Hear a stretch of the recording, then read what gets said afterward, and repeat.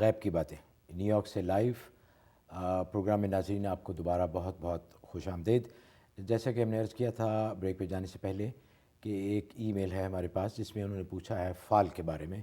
کہ فال نکالنا قرآن سے یا دوسری چیزوں سے آیا یہ جائز ہے، اور اسلام میں اگر جائز ہے تو اس کی کیا اہمیت ہے؟ جی حضرت۔ اس میں ایسا ہے کہ نیک فال لینا یہ حدیث سے ثابت ہے، کسی بھی چیز سے نیک فال لے سکتے ہیں اور بد فال لینے کی اجازت نہیں ہے۔ باقیہ کو قرآن کریم کو فال کے لیے استعمال کرنا تو یہ قرآن کریم کے ادب کے خلاف ہے، کیونکہ قرآن کریم تو ھدی للمتقین، یہ تو ایک ہدایت کی کتاب ہے، کتاب عمل ہے۔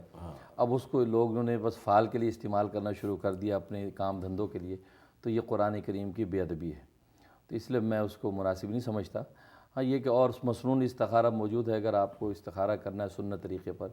تو اس لیے کہ آج محفوظ طریقہ یہی ہے کہ قرآن اور سنت کے ذریعے سے جو چیزیں آپ کو ملتی ہیں اسی کو آپ اڈاپٹ کریں۔ ادھر ادھر کے طریقوں میں جائیں گے بھلے اس میں جواز بھی ہو، لیکن یہ کہ انسان حدود سے آہستہ آہستہ تجاوز کر جاتا ہے تو اس سے مسائل پیدا ہوتے ہیں۔ تو اچھا حضرت، آپ نے فرمایا نیک فال اور بد فال۔ جی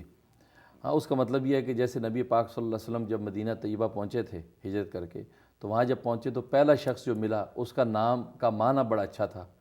اس کے نام کے معنی میں جو ہے ایک خوش آئند الفاظ تھے،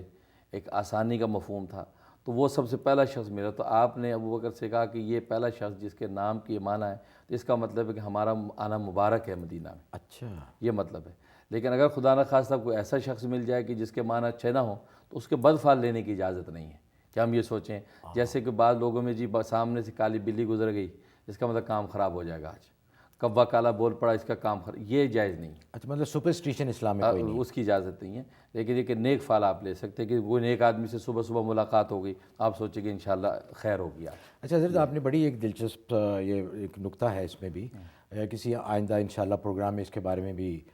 تفصیل سے بات کریں گے کہ نام کی کیا اہمیت ہے، جی جی کہ آیا اس کا کوئی مقصد ہے کہ لوگوں کے نام ہوتے ہیں، بعض لوگوں کو کہا جاتا ہے کہ نام چینج کر دو، تو اس کی کیا اہمیت ہے، تو انشاءاللہ کسی آئندہ پروگرام میں